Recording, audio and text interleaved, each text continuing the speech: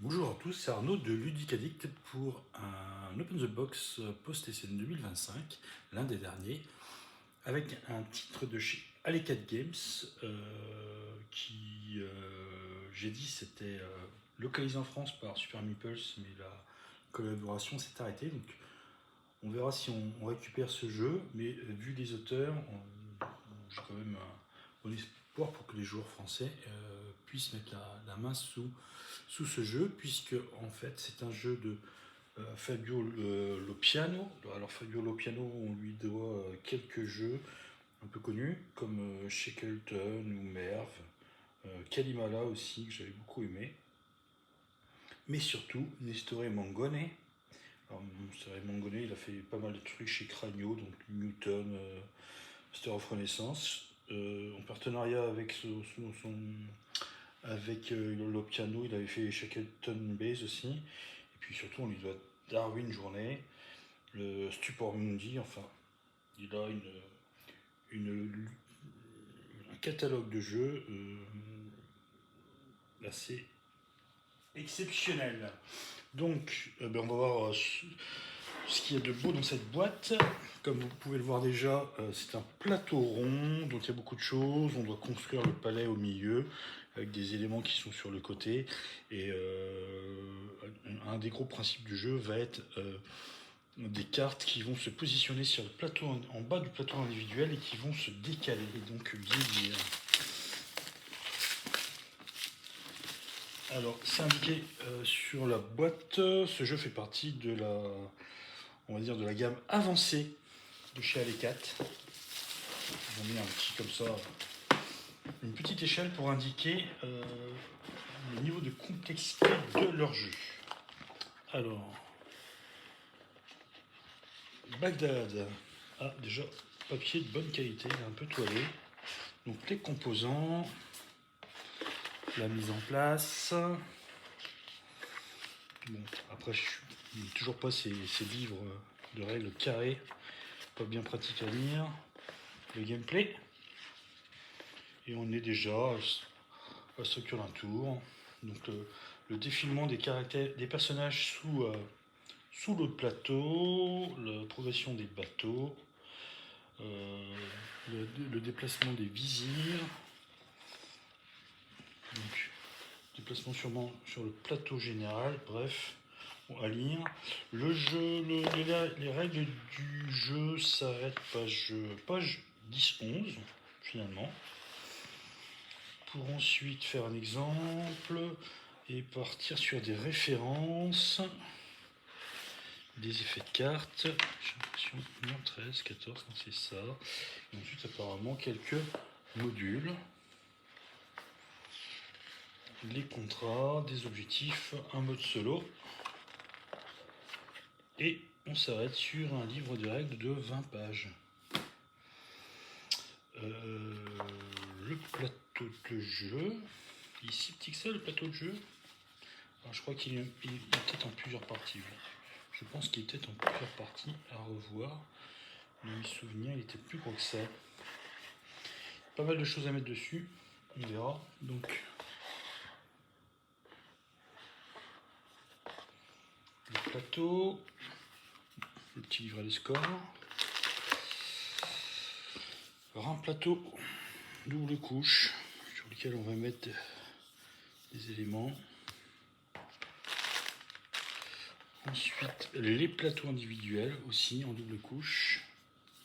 Ça, c'est chouette. Alors, ils sont asymétriques, hein, vous pouvez le voir sur des exemples, comme si sur le plateau de gauche, ici, on a, je sais pas ce que c'est, comme des traces de pages, je ne sais pas, qui sont en bas sur l'autre plateau. Bref, les ressources ne sont pas sur les mêmes niveaux de lignes. Et d'ailleurs, les lignes, je dis n'importe quoi. Donc si les lignes... Non, là on est... Mais je dis vraiment n'importe quoi, les plateaux étaient tous les deux à l'envers. Donc, oui, en effet, on a la ligne verte qui est là, la ligne verte qui est en bas, mais en fait, une ligne correspond bien à un type de ressource. Ensuite, on a la ligne en bas pour faire décaler les cartes. Puis bon, pas mal de ressorts à voir. On verra un petit peu plus tard. Apparemment, il y a quand même un gros sachet de meeple. Donc comme ça, on a 4 plateaux individuels. Alors, il me semblait bien. On a la fin du plateau, enfin la partie extérieure du plateau central.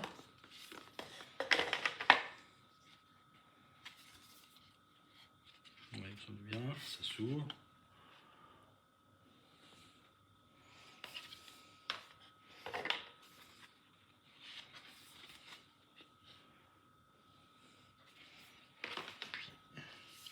Puis ensuite, c'est deux différents. Et cette petite chose là qu'on va encore mettre autour du plateau extérieur. On a un paquet de cartes. Un petit paquet de cartes pour les aides de jeu. Celui-là, peut-être le mode solo, on va voir. Voilà les cartes.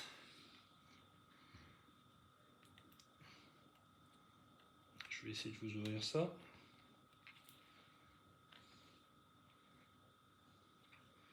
Cette année, ça n'aurait pas été ma spécialité, l'ouverture des paquets de cartes là.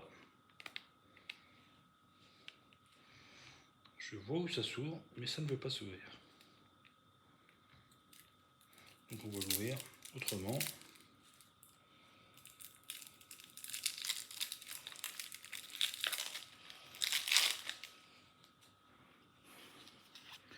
Des personnages avec des iconographies. Alors, je pense qu'au départ, chaque joueur va peut-être avoir une main. Ça, ces personnages-là ont l'air d'être bien experts quand même, au vu des iconographies en haut de carte. Et ils ont une couleur beaucoup plus foncée, donc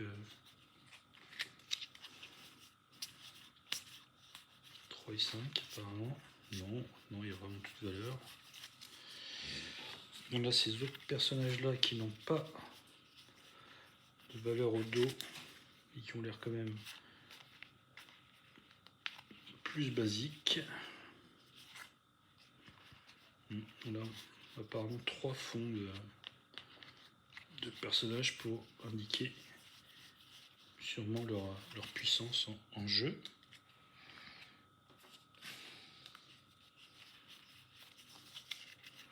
Alors, aucune idée à quoi correspondent ces cartes.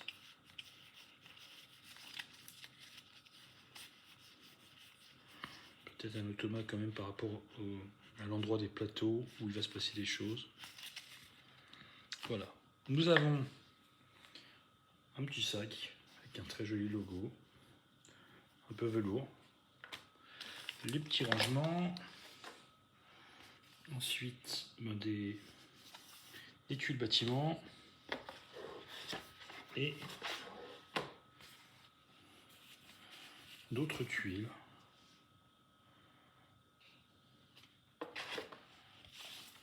Donc, il y a l'air des pièces, des ressources. 3 tuiles, oui, 3 plateaux qui sont strictement identiques, avec des ressources de jeu, des pièces, des hexagones sûrement pour mettre sur le plateau, puisqu'on a pas mal d'emplacements à remplir. Ouais, je vois qu'ici il y a des tuiles au dos. 3, 4, 5, pas trop. Peut-être lié à la couleur des joueurs.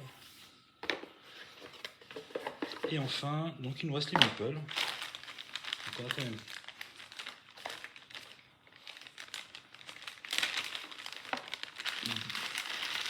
beaucoup de meeples. Donc ça, c'est le château central à construire, le palais. Alors c'est joli.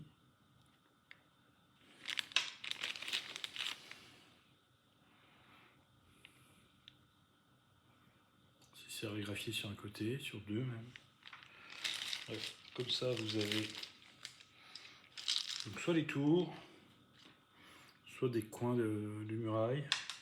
ou soit des murailles.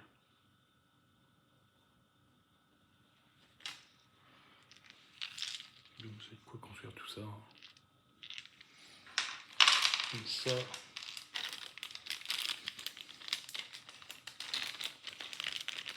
Alors on a un grand dôme, 2 portes,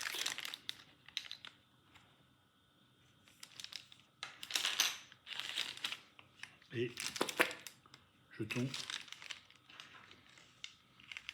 Je sais pas si aucune idée, hein. J'extrapole. On a les composants par joueur, on a l'air d'avoir des petits bâtiments qui sont différents en fonction du joueur. Puisque celui-là est plutôt arrondi. Celui-là aussi, mais j'ai cru voir que le jaune avait une petite tour. Il me manque le bleu, le violet, qui ressemble un peu plus à un château.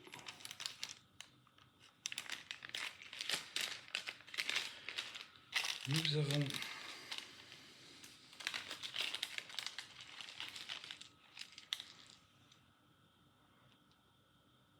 des sortes de...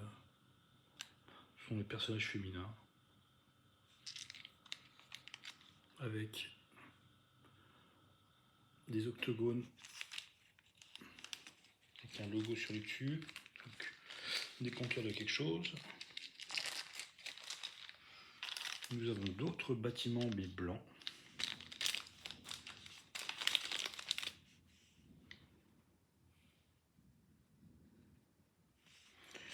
Nous avons des bateaux. L'une des pistes justement est une rivière. Donc ça va être le meeple qui va montrer la progression sur cette piste. Donc les bateaux, par contre là les bateaux sont identiques quelle que soit la couleur. Je vous montre le vert. Le rose a l'air d'être le même. Violet. Ils ont l'air identiques. Il nous reste alors 2 cubes. Bon, ça c'est cube classique. Hein. Couleur des joueurs. Pas besoin que je vous le montre. Et enfin, encore quelques personnages.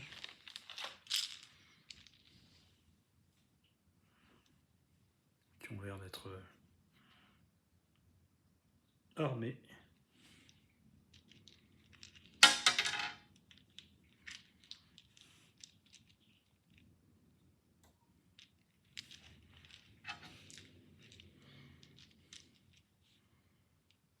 Celui-ci a l'air d'avoir une masse. Il me reste le jaune.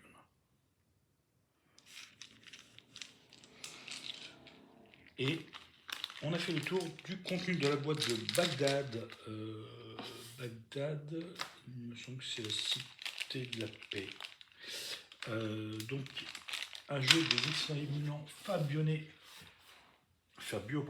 Lopiano et Nestore Mangone chez Alecat Game. Des illustrations de Roland McDonald, je crois que c'est un des illustrateurs peut-être qui bosse chez... comment il s'appelle cet éditeur déjà bon, la série des Tigres du Sud, la série Viking, les Pirates des Mers du Nord et compagnie. Voilà donc pour cette boîte de Bagdad, la cité de la paix chez Alecat Game. Merci de m'avoir suivi, à bientôt pour une nouvelle vidéo.